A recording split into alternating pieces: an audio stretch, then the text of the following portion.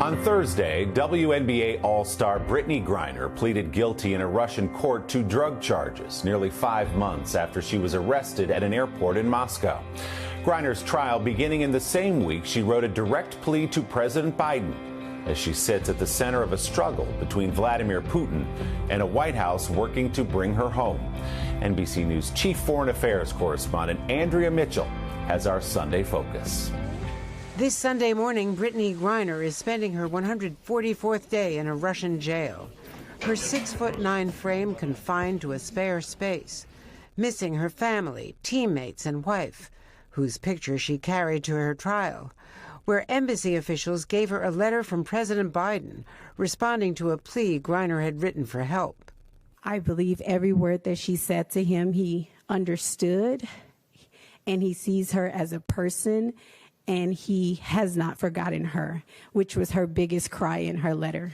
In a dramatic turn, the star center of the Phoenix Mercury pleaded guilty to drug smuggling, a charge that carries a maximum sentence of 10 years, saying she accidentally left vape cartridges containing cannabis oil in her luggage. She admitted that it was hers, but she said that it was unintentionally brought to Russia because she was in a hurry as she was packing.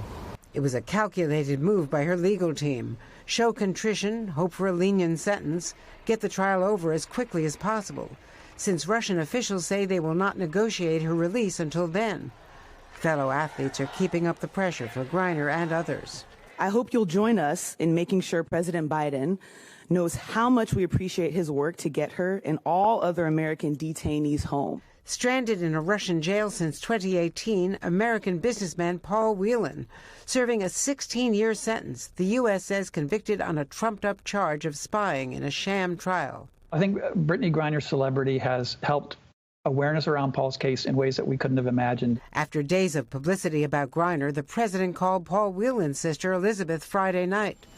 Whelan was left behind when Russia released another American, former Marine Trevor Reed, in April, jailed for almost 4 years, after his parents protested outside the White House until the president met with them. Mr. Biden agreed to trade a Russian drug trafficker for their son. We believe that he probably saved our son's life. Families complain they get mixed signals from U.S. officials. It's always uncertain for the wrongful detainee's family to know what we're supposed to be doing to get this to happen. And it may be that really we just need to sit and wait and be patient, which is very hard to do. The Kremlin appears to be driving a hard bargain. State media calling for the return of a notorious Russian arms dealer, Viktor Bout, serving a 25-year sentence in the U.S. Former U.S. Ambassador to Russia Michael McFaul helped the Obama White House negotiate a swap involving Russian spies caught in the U.S. If you put it in morality terms or what's right, you'll never get a deal. I think you just have to make a decision. Is that swap in the interests of these Americans? That's the question that the Biden administration has to tackle. And you think they should do it? This is a big criminal, Viktor Bout. We should get all of these Americans out in return for releasing him to the Russians. And Andrea joins me now live. Andrea, good morning. It's great to see you. So diplomatically, what Ambassador McFaul was just talking about is a big asking price for Griner's release. So do we expect a deal to bring her home anytime soon? You know, Willie, in ordinary times, negotiating with the Russians can take months or years. Right now, it's more difficult than at any time since the Cold War because of Ukraine, the war, with the U.S. sanctioning Russia and pouring weapons into Ukraine's fight against Vladimir Putin's invasion.